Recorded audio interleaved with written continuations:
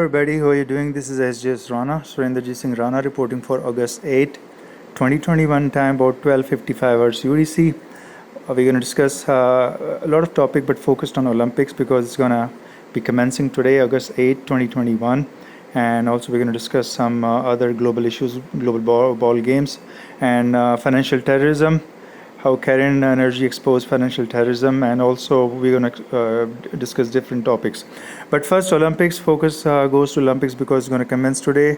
What a event, and we're going to see United States with 39 gold medals, overall 113, China with 38 follow-up gold medals. So it's a very neck-to-neck competition between China and US. You see just one gold medal difference. It's just one.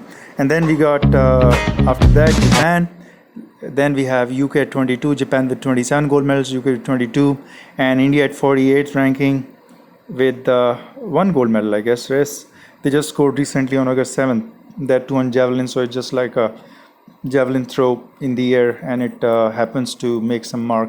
So anyways, folks, I've been predicting this. You can go back and look at my video, which was on July 20th and 21st, where on this YouTube post, which is Olympics 21, I used to call by that time, which was still like a week before Olympics started. It was just July 20th and 21st. On 2 days, both of those days, I've added this video where I've mentioned on July 20th that, India will not be able to score. He'll be at the bottom 10. So that's what has happened. And I've already predicted my favorites are US, China, Japan, UK, and France, Germany, but obviously Australia has taken the lead at the 5th position, but I was just focusing on top 3. So that was my prediction, US, Japan, and China, which happens. So this was the prediction into fruition, folks. You can see and always view this video on YouTube, which is for July 20th, 2021. And way before I kept predicting this, which is like a week before, you can say. So what comes on the Olympic and the global level, we see, folks, these things are all written, all there. And what an accomplishment by these players. You look at these Team USA basketball, and you see Team USA winning the basketball with Japan. And you see, how Kenya, marathon man who has won 30 kilometer marathon and whatnot, this Kenya lucid man has been like all in the news, and we are very much enthralled and very much excited to see the next Olympic, which may be taking place in 2024 in France, because this was just the delayed Olympics in Tokyo. Instead of 2020, took place in 2021. But overall, I think very surprising results. People were very accelerated, and they were like enthralled by the performance by all these athletes despite pandemic. People were very much busy watching, and they were all like connected to the humanity. And the basic connection was the spirit of, what you call stamina, strength, stability, focus of mind. That's the spirit we see, and that's the spirit the Olympics brings to the people. And also, those people that cannot adhere by truth or follow deceit and deception, you don't find any ranking in Olympics. They are thrown away. So let's first discuss this Kenya man who is being also named as a golden man or a golden star, and also known as philosophical runner. And what a runner, what a marathon man. And this Lucid Kipchoge is from Kenya and has been running. His philosophy is also very good. And the New York Times names him as compared to the Zen master because of his stamina, strength, capability, and his focus of mind. And let's hear him. I want to stress upon how the Cairn Energy has won international tribunal in France over the $1.4 billion arbitration over the retro taxing of the Cairn Energy operating in India. What is going on with this Cairn Energy and India is a big thing. It's not a small thing, folks. It amounts to financial terrorism. What India has been doing is nothing less than financial terrorism. When it comes to UNSC or any international forum, India leadership is only talking about one nonsense: terrorism. They think, many people are dying daily under terrorism. That's what India propaganda machine works the whole 24/7. But they never talk about financial terrorism. They never talk about cybercrime terrorism. They never talk about imposters, impersonator terrorism, because India is honing those things. They never talk about gang rape terrorism, that how gang rape India fosters and why India is known as gang rape capital of the world. It never talks about that terrorism. That's not a terrorism, folks. If you ask India government, terrorism is only when there is a missile or a bullet or a grenade is launching somewhere, and especially when the government is attacked. When the people, civilians, they are attacked, they don't really care. It's the gang rape. Females, massive number of females. Even right now, New Delhi, 9 years old girl was having a sexual battery, sexual assault, and a gang rape. She is deceased. Those predators burned her body. Half burned body was taken out by the parents who went to the Delhi spot where the cremation was taking place. They say a priest was involved, a high-level priest, and then 3 ides of those people burning the body after doing the gang rape of that 9-year-old girl. That's a protest going on in India. Also, when you look at this Cairn energy and the financial terrorism, the basic theme behind India is, it's like if you you've seen Olympics soccer, it's like you have a goal post, but once the teams come to play, like the international companies come to India to play the game, they change the goal post. That's what India government was doing with this retro taxing system on Cairn Energy, Vodafone, Amazon, many other companies. Now, after this last straw on this camel's back, after the Cairn Energy decimated India government, financial terrorism, International Tribunal in France, Paris Court, India government and India courts have quickly jumped to basically allow scrapping the old laws or trying to accommodate Amazon. Recently, Amazon won the challenge in India courts against on the retail issue which was going on with some Reliance third company. They were just going with some entanglement to Amazon, but Amazon has won now. This is all triggered, folks. You see how financial terrorism of India was attacked by Cairn Energy, and they exposed India government financial terrorism. It's nothing sort of financial terrorism, okay? They are not talking about this topic because they know they are guilty of that. So, folks, this is how it's going here. People obfuscate a lot in India. I keep telling and repeating, and I'm telling again and again, 8 out of every 10 India population is downright corrupt, mostly morally, ethically bankrupt, and pathological liars, attacking humanity. So gang rapes are attacking humanity, folks. This is always... So, folks, let's delve a bit deeper into this. Since Olympics is over, our focus will be back to the world and how the financial terrorism playing out, and which nations are playing financial terrorism, terrorizing international company, and violating the breach of trust, you can call.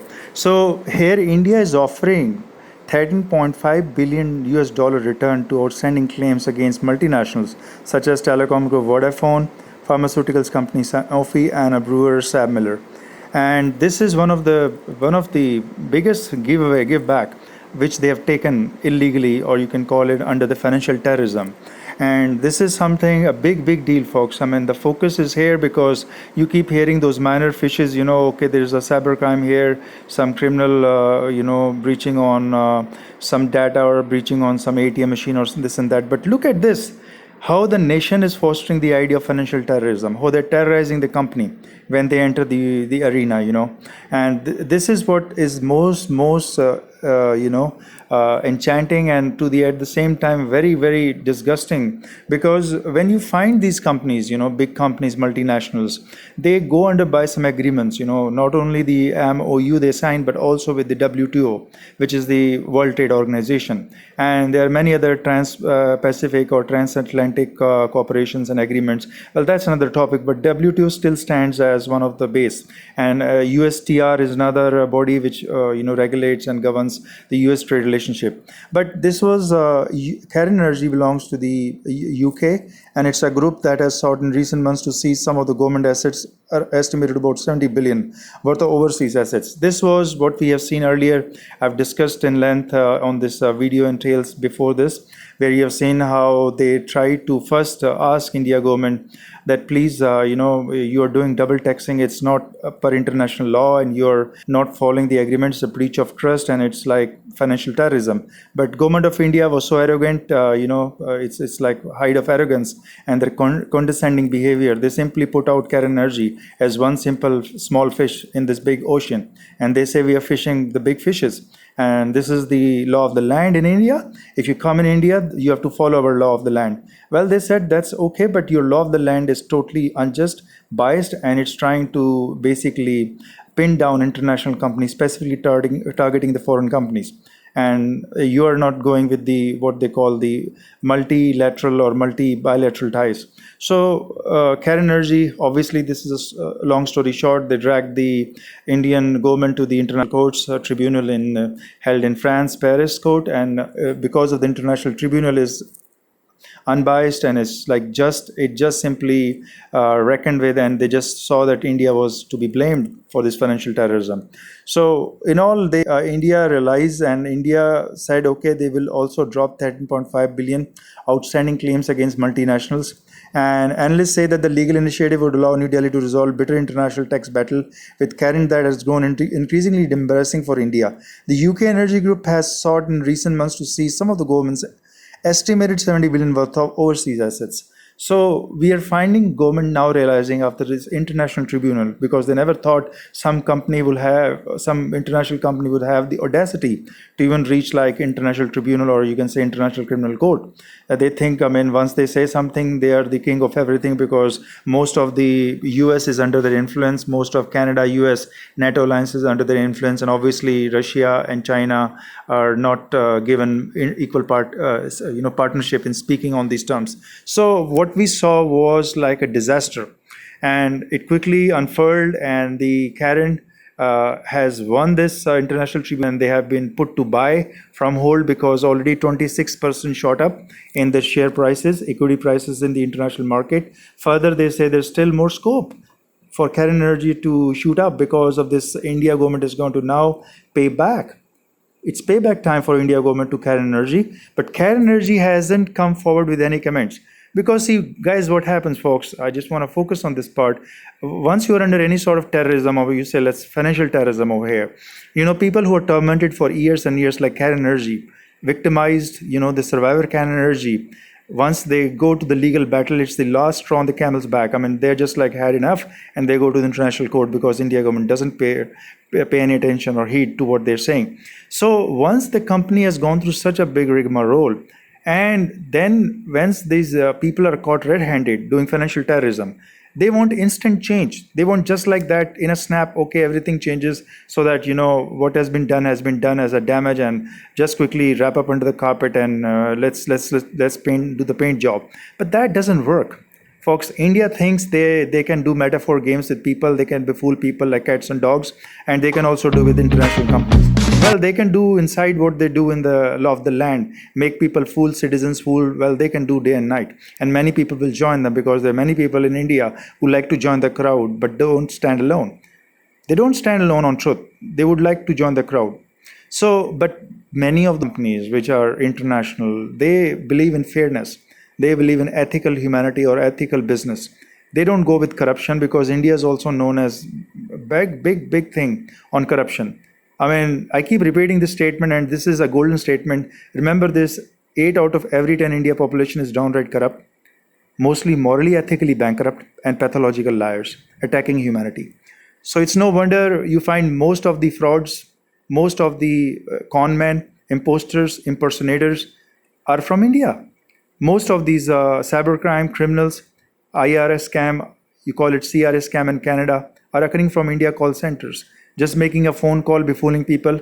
And many people of the Human Rights Association and people who belong to human rights and social causes also have this saying that once their phone number is known to people, and the government sees that many people are calling and the person will gain popularity, they quickly hijack the phone number of that human rights activist. So a person calling to that human rights activist will never be able to reach through a phone call. Their communication will be totally hijacked by the agencies, folks. They're doing it because there is no law. The person cannot go international criminal court and claim, okay, this is going on over here. This monkey business is going on. So that person is always victimized by the state, terrorism of the state. And state-sponsored terrorism is nowhere discussed. They're only discussing, okay, there's a missile going here, there's a grenade launched there, that's a terrorism. But they never say what is state-sponsored terrorism. India never teaches that lesson to world, or never speaks in UNSC that there is something called state-sponsored terrorism. There's something called financial terrorism. There's something called gang rape terrorism, or rape as a weapon. There's something called, high-scale obfuscation. All these are a form of terrorism. So this terrorism is a grand term. It's like ambit of this term will include many, many things. But when government speak from India, they only focus on grenade dropped here, few people there, few people here, and a missile going there. That's terrorism. Everything else is under the carpet. So folks, I keep telling this. You can go back and check my videos. I've been putting some contents. Recently, I was just publishing my contents online on oneworldpress.wordpress.com, but I have recently come up. Okay folks, I want to have you a little bit focus here. This is the front yard of my house. You see my gates are always locked. What I want to show you here is what the ball games or metaphor games, or you can call it this hate crimes they do over here. I keep always locked. I don't even care because I'm too busy inside my meditation and all other things. You see this standing vase, and there's a plant, and you can see this sort of big tree sort of plant, and it's standing there, and you can see at the bottom there is the indication of whether the electricity supplied by the state is running or not. When there is a blank, that means no electricity. You see this vase is standing, this plant is standing, and once the light goes off, some shenanigan, some illegal shenanigan, or you can say a metaphor idiot, comes and drops this thing down once electricity is out. So my CCTV cannot record who came and did this idiotic thing, or like a shenanigan hooligans. And this is what's going on. They try to intimidate, they try to play metaphor games, but this is all, everybody's involved in it. How can the light go off and they know what exactly is going to happen? So that means this is some sponsored activity going around. And I keep facing this because I never play metaphor games. In front of my house, 1493, they have been playing a lot of these games. I never participate, right? So you see, it's been dropped now. After the electricity was gone, there was a blink off for almost about 5 minutes. It was off, and I was busy in something else. I even don't care what's going in the front yard. Living all by my own, I'm isolated here. I just don't want to talk with the people here because 8 out of every 10 India population is downright corrupt, mostly morally, ethically bankrupt and pathological liars attacking humanity. So this is what's going on. I just want to give a glimpse. This happened.